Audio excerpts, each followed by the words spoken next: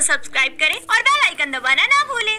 कहने को तो शालू और राधा ननद भाभी थी, लेकिन शालू अपनी भाभी राधा को कोई खास पसंद नहीं करती थी।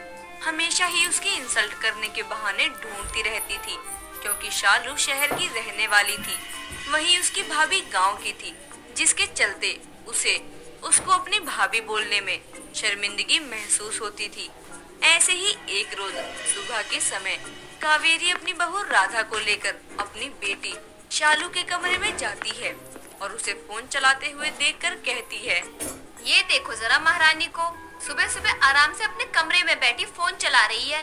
कभी कमरे से बाहर निकलकर घर के कामों में भी अपनी भाभी की मदद कर लिया कर। माँ, मैं फोन नहीं चला रही हूँ, बल्कि अपनी पढ़ाई से जुड़ी कुछ चीजों को ऑनलाइन क्लास ले रही थी। आपको तो बस यही लगता है कि मैं हमेशा फोन में ही लगी रहती हूँ। कोई बात नहीं ननद जी, आप पढ़ाई कर लो, हम बाद में आ जाएंगे बात करने के लिए। चुप कर बहू, तुझे कुछ नहीं पता है। और तू लगना क्या है, जो हमेशा दिखाई देता है वही बोल रही हूँ। अच्छा ठीक है माँ, वैसे भी आपसे बहस में कोई जीत नहीं सकता। आप बताइए कि सुबह सुबह मेरे कमरे में क्या कर रही हैं इनको लेकर। पहली बात तो ये कि ये तेरी भाभी है और तू राधा बहू को भाभी बोलकर बुलाया कर। और तुझे अपनी भाभी को मार्केट लेकर जाना है करवा चौथ की शॉपिंग के लिए, साथ ही पार्लर भी लेकर जाइयो। और बहू का पहला करवा चौथ का व्रत है, तो उसमें कोई कमी नहीं चाहती मैं। मैं आपको क्या इनकी असिस्टेंट लगती हूँ क्या, जो हर जगह इनको लेकर जाऊँ? ले ही जाना है तो भैया को लेकर जाए, मैं इनको लेकर कहीं नहीं जाने वाली हूँ। देख, तेरा भाई बाहर गया है, शाम तक आएगा और मुझे भी कहीं बाहर जाना है बहुत जरूरी काम से। और बहू अभी गांव से आई है, उसे रास्ता पता नहीं है, इसलिए बोल रही हूँ तुझे जाने के लिए। तो फिर किसने कहा था कि मेरे लिए गांव वाली भाभी लेकर आओ? मेरी सभी सहेलियों की भाभी तो देखो कितनी मॉडर्न और कितनी अच्छी है, शहर की है, और एक मेरी भाभी है गांव की गंवार भाभी। जाने दीजिए माँ जी, मुझे कुछ नहीं चाहिए, ना ही मुझे कहीं जाना है। राधा इतना कहकर वहाँ से चली जाती है। उसको उदास कमरे में जाते हुए देखकर कावेरी शालू को बहुत सुनाती है। अपनी माँ को इतने गुस्से में देखकर वो अपनी माँ की बात मान लेती है और थोड़ी देर बाद अपनी भाभी राधा के साथ तैयार होकर मार्केट के लिए निकल जाती है। शालू जैसे ही राधा को लेकर मॉल में पहुंचती है, तभी उसकी नजर एस्केलेटर पर जाती है, जिसे देखकर वो बड़ी जोर से चिल्लाते हुए शालू से कहती है, ननद जी वो देखिए चलाने वाली सीढ़ियाँ, हाय दैया, आज हम इसको पहली बार देख रहे हैं। ये तो बिल्कुल जादू है, एक सीढ़ी पर पैर रखो, बस खुद ही ऊपर पहुंच जाओ। आप ये क्या कर रही हैं? उठिए, सब लोग आपको ही देख रहे हैं। और इससे चलने वाली सीढ़ियाँ नहीं, एक्सीलेटर कहते हैं।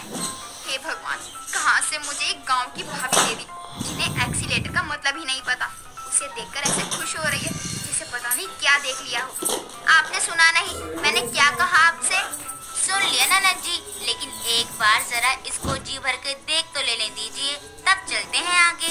आगे चलने के लिए उठना तो पड़ेगा, और हमें इसी से ऊपर जाना है। आपने ही कहा ना कि आपने इसे आज पहली बार देखा है, तो अब इस पर चलकर भी देख लीजिए। ना बाबा, हम ना जाएंगे, बिल्कुल नहीं जाएंगे। हमारे गांव में कहते हैं ये बिजली से चलता है, कहीं हमें करंट लग गया तो। ओ गॉड, किस गवार के साथ फंसा दिया मुझे।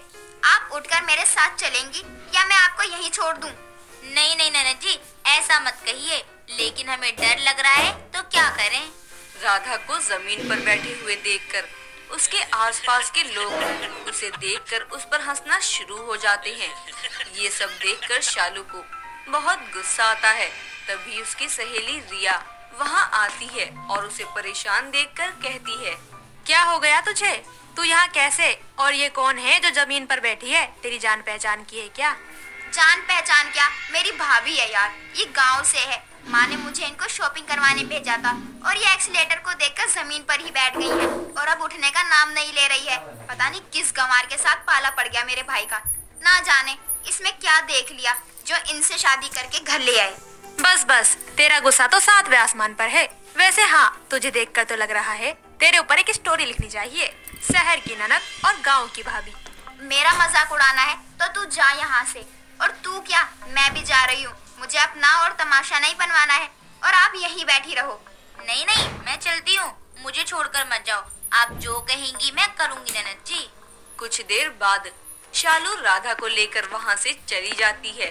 और उसे सारी शॉपिंग करवा के पार्लर लेकर जाती है, जहाँ पहुंचकर वो अपने मन में कहती है, आता जाता कुछ है नहीं, लेकिन मेकअप का बहुत शौक है ना आज आपकी वजह से पूरे मॉल में मेरा तमाशा बन गया।